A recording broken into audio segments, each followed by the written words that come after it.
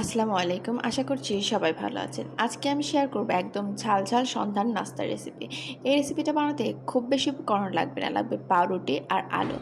এটি বানাতে একদমই কম সময় লাগবে আর খেতে অনেক সুস্বাদু হবে। মাত্র ১৫ মিনিটের মধ্যেই আপনি এটা বানিয়ে নিতে পারবেন। আমি বলব না যে ৫ মিনিটের মধ্যে বানাতে পারেন। কারণ আমার মনে হয় বানানো থেকে শুরু করে পেটে যাওয়া পর্যন্ত যতটা টাইম লাগে ততটা টাইমই বানানোর টাইম। তো চলুন বেশি না কথা বলে শুরু করা যাক মূল রেসিপি। আমি এখানে ২টি মাঝারি সাইজের আলু ম্যাশ করে নিয়েছি। এবার দিয়ে দেব একটি মাঝারি সাইজের পেঁয়াজ কুচি, একটি কাঁচামরিচ কুচি ও একটি পেঁয়াজের বেরেস্তা। সাথে দিয়ে দেব হাফ চামচের একটু কম হলুদ গুঁড়া, হাফ চামচের একটু কম লবণ, হাফ চামচের একটু কম মরিচের গুঁড়া, ১ চিমটি গোলমরিচের গুঁড়া, ১ চামচ টমেটো সস। দিয়ে এটাকে ভালোভাবে নাড়াচাড়া করে মিশিয়ে নিব। ঝালটা আপনারা আপনাদের পছন্দ মতো দিয়ে দিবেন। এবার ভালোভাবে মিশিয়ে নেওয়া হয়ে গেলে এটাকে সাইড করে রাখবো। আমি এখানে ব্রেড নিয়ে নিয়েছি। আমার কাছে ছোট সাইজের ব্রেড ছিল, আমি ছোট সাইজের ব্রেড নিয়েছি। আপনারা যে কোনো সাইজের ব্রেড নিতে পারেন। ব্রেডটাকে একটু বেলুনের সাহায্যে চ্যাপ্টা করে নিব। খুব বেশি জোর দেওয়ার প্রয়োজন নেই, একটু বেলা দিলেই দেখবেন একদম চ্যাপ্টা হয়ে গিয়েছে। এবার ব্রেডটাকে পানির মধ্যে একদম ১ সেকেন্ডের জন্য দিয়ে তুলে ফেলতে হবে। ১ সেকেন্ডও না, মানে অল্প সময়ের জন্য দিয়ে তুলে ফেলে এভাবে হাত দিয়ে চাপ দিয়ে পানি বের করে নিতে হবে। বেশিক্ষণ রেখে দেওয়া যাবে না ব্রেড পানির মধ্যে, তাহলে ব্রেডের শরবত হয়ে যাবে। তো এবার ব্রেডের মধ্যে আলু মাখাটা দিয়ে এপিঠ ওপিঠ চাপ দিলেই রেডি হয়ে যাবে একটি সুন্দর শেপের পকোড়া।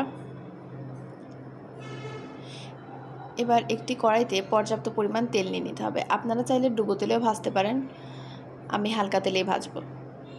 আপনারা আপনার পছন্দ মতো ডুবো তেল বা হালকা তেলে ভেজে নেবেন।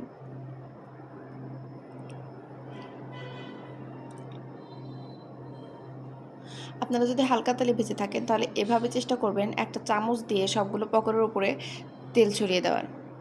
এবার এটাকে উল্টে পাল্টে লাল লাল করে ভেজে নিতে হবে। চুলা মিডিয়াম আঁচে রেখে উল্টে পাল্টে লাল লাল করে ভেজে নেবেন।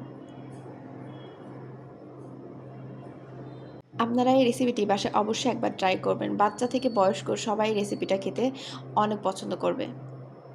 আপনাদের যদি আমার ভিডিওটি ভালো লেগে থাকে তাহলে লাইক, কমেন্ট এবং শেয়ার করবেন এবং চ্যানেলটি সাবস্ক্রাইব করে দেবেন।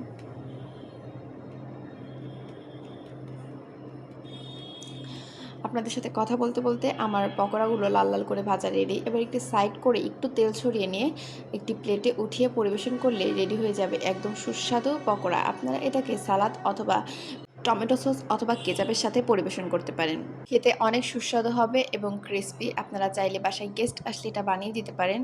আর আমার ভিডিওটি ভালো লেগে থাকলে লাইক, কমেন্ট করবেন এবং আমার চ্যানেলের সব ভিডিও দেখে আসবেন। আল্লাহ হাফেজ।